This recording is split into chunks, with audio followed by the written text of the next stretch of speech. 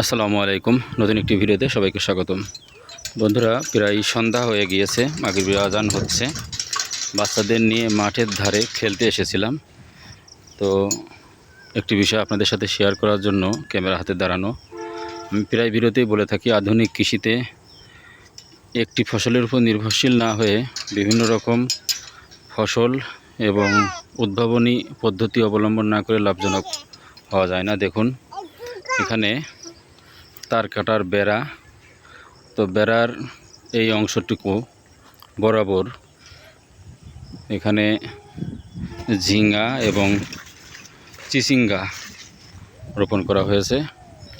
এই বেড়াটিকে সাপোর্ট হিসাবে দিয়েছে। এখানে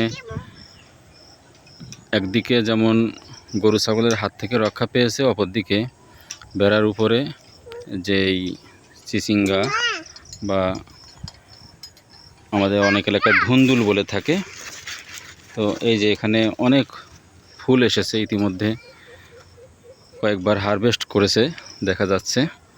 তো আসলে যে কোনো কৃষিক্ষেত্রেই লাভজনক হতে হলে অবশ্যই এরকম উদ্ভাবনী পদ্ধতি অবলম্বন করা উচিত। দেখুন, বরাবর তার কাটার বেড়া এবং বেড়ার সাইড দিয়ে কি সুন্দর চিচিঙ্গা এবং ধুন্দুল গাছ হয়েছে।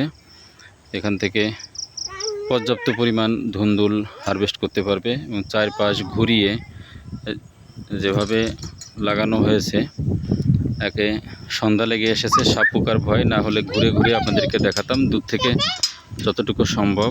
দেখুন, খুবই সুন্দর।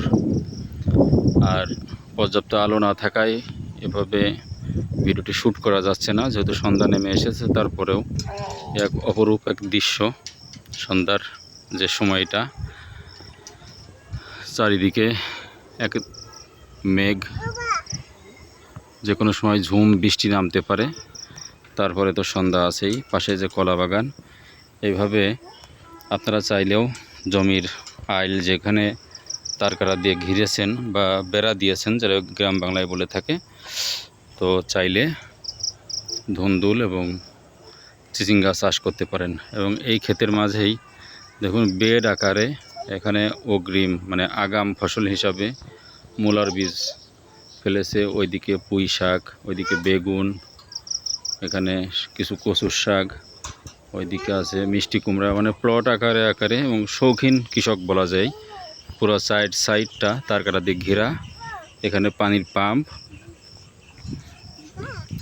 আর যেহেতু দেখুন এখানে গেট করেছে, মানে পিলার দিয়ে গেট করা, তো বোঝাই যায় কতটা শৌখিন না হলে মাঠের মাঝে গরু ছাগলের উপদ্রব থেকে বাঁচার জন্য তার কাটার বেড়া দিয়েছেন। এবং পাশেই প্রত্যেকটি বেড়াই সে এখানে সবজি চাষ হচ্ছে।